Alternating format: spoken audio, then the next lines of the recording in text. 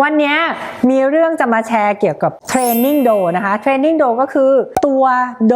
ที่สำหรับเอาไว้เวลาเราอยากจะฝึกเชฟปิ้งการขึ้นรูปขนมปังนะคะเราได้ไอเดียมาจากเชฟชาวอิตาเลียนนะคะเขาพูดถึงเทรนนิ่งโดก็เลยนึกถึงสมัยที่เชฟปุ๊กเขาไปเรียนที่สิงคโปร์มานะคะมันก็จะเป็นการที่ว่าถ้าเราจะต้องทำขนมปังทุกๆครั้งบางทีมันเหนื่อยเกินไปแต่ว่าเราอยากจะฝึกสกิลฝึกทักษะในการที่เชฟอย่างเดียวนะคะเราก็สามารถทำไอตัวโดขนมปังขึ้นมาเนี่ยโดยที่ว่าเก็บไว้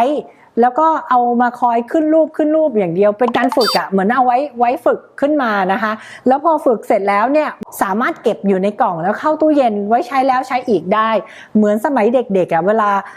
ถ้าใครมีลูกนะตอนเด็กๆเราคงจะต้องแบบเคยให้ลูกลองเล่นไอตัวเขาเรียกว่าเพลโดนะคะโดยส่วนผสมเดี๋ยวจะลิสต์ให้ข้างล่างนะคะแต่ง่ายๆมันก็คือมีแค่แป้งน้ำเกลือเราไม่ต้องใส่ยีสต์นะคะแล้วก็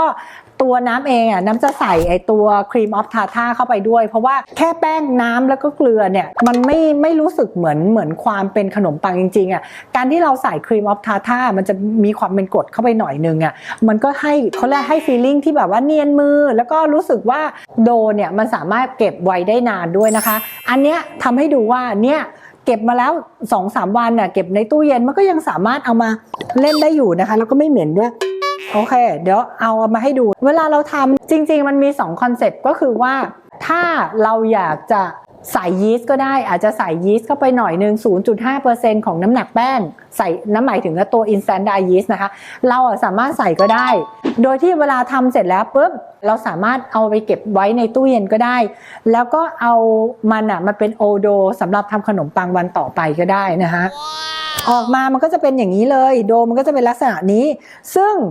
การใส่น้ำมันแล้วแต่เราเลยว่าเราอยากใช้แห้งหรือว่าอยากใช้เหลวขนาดไหนอันนี้ของน้ำเนี่ยน้ำทำเป็นไฮเดรชั่น 70% นะคะเพื่อที่ว่าเราฝึกแต่ว่าถ้าใครยังไม่สามารถทำโดที่แบบมีปริมาณน้ำเยอะได้เนี่ยเราก็ใส่น้ำแค่ 65% ก็ได้นะคะแล้วก็ทริคอีกอย่างหนึ่งก็คือใส่เกลือเยอะหน่อยเพราะยังไงตัวเนี้ย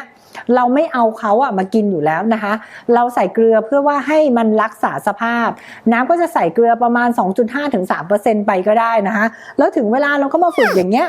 อย่างบางคนมีปัญหาเรื่องการเก็บอากาศเราก็จะแบบฝึกแบบม้วนถ่ายโดไปอย่างเงี้ยคือเราสามารถทำให้มันเป็นก้อนกลมได้นะคะแต่ละคนบางคนยังทำสเต็ปนี้ในการที่ทำให้โดเป็นก้อนกลมยังไม่ได้เลยก็กลับไปฝึกที่บ้านนะคะและอย่างบางทีเรารู้สึกว่าเราอยากทำให้เขาเป็นแบบเป็นบาเกตเนี้ยก็ยกขึ้นมาลองดูดิว่าทำยังไงได้บ้างนะคะมันก็คือสามารถฝึกเชฟได้เลยว่าอยากทำเป็นทรงบาเกตทำเป็นทรงอะไรก็คือทำได้หมดเลยนะคะที่สำคัญเนี่ยมันเก็บไว้ได้นะคะเนี่ยอันนี้ก็เป็นทริคเล็กๆน้อยๆที่อยากจะนำมาฝากกับคุณผู้ชมนะคะเพื่อนๆแฟนๆของ Food Dead Co นะคะกลับไปทำ